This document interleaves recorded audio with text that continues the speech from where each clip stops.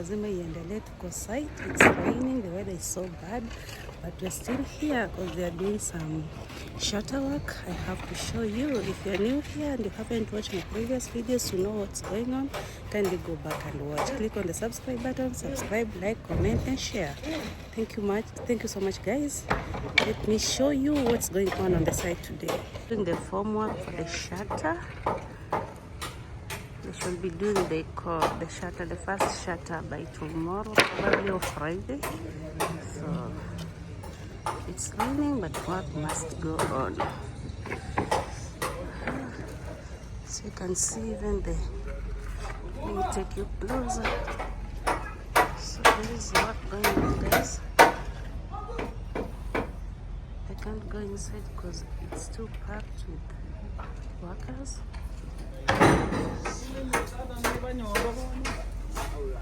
That's it for today. That's the only work which we are doing today. Hopefully by evening it will all be done. You see, it's still ongoing. So I'll come back in the evening and show you where the work has reached, guys. So we're still doing the formwork. Nairobi weather. The weather is so bad, guys. It's so cold, I'm telling you. I think the temperature is at 16 degrees Celsius. Yeah, so you can imagine. If you're used to a temperature of 30, 20, then you'll go crazy with this temperature. It's not a good one. But you just have to step out, guys, because work has to go on. So I'll come back in the evening and show you where the work has reached. I think by then the shutter will be done. The form work will be done. So we'll start the koroga for the shutter as soon as possible. So these are the timbers. These timbers will be used to make that shutter that I've just shown you. So they're using these timbers and these other ones. These timbers are all of those they're using to make this shutter stand firm and to hold on it so that it cannot fall. So that's basically the work of those timbers we're seeing there, those that have been offloaded. That is their work, to hold the shutter firm, you know. So by the time they will be doing the, how is it called, the concrete thing, it will be firm so that it cannot fall down. So it's just to hold it and to keep it more firm. So for those who have built, you know what I'm talking about. You know, these things, we are learning each and every day.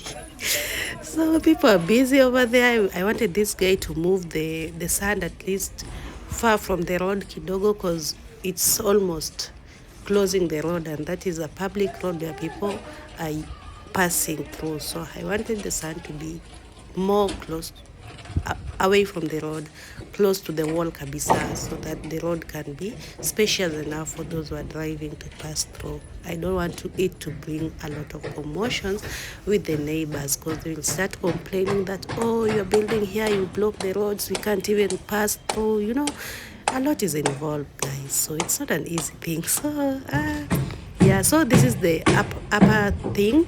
This is where the shutter, this is the formwork. As you all can see, this is the formwork. Those timbers have been used to hold it firm from the ground.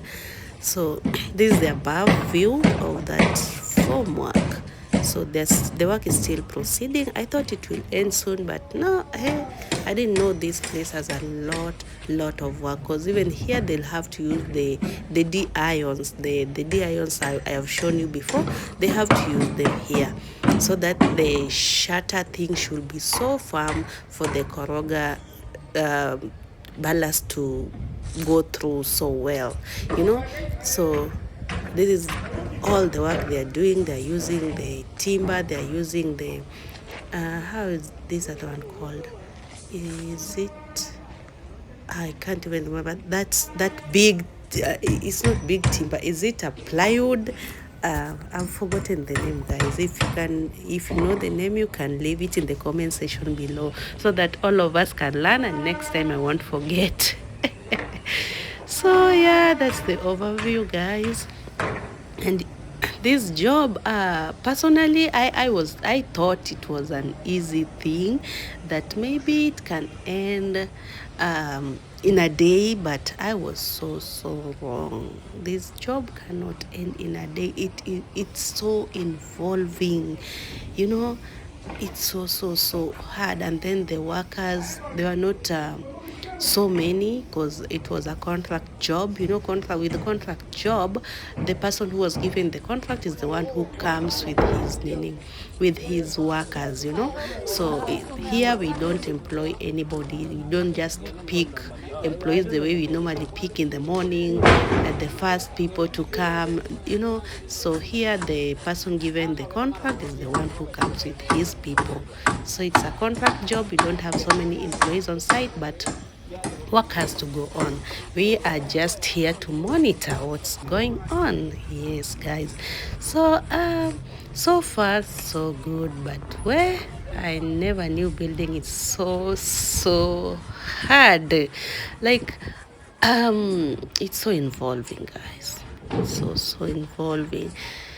So that's all for that day, but don't worry.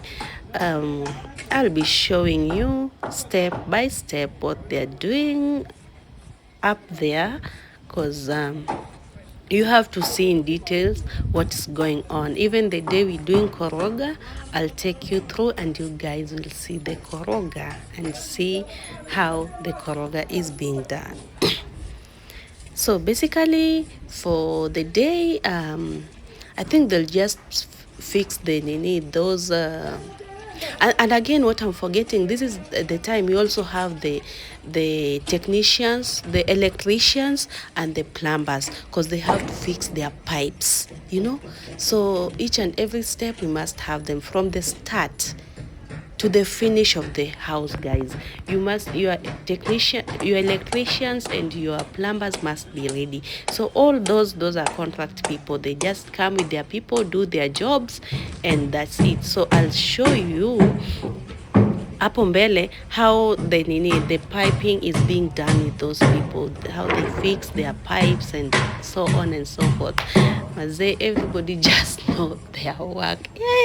Sometimes I wonder how the lighting goes through in the house, the whole building, you know, without any complication. But these people have just learned.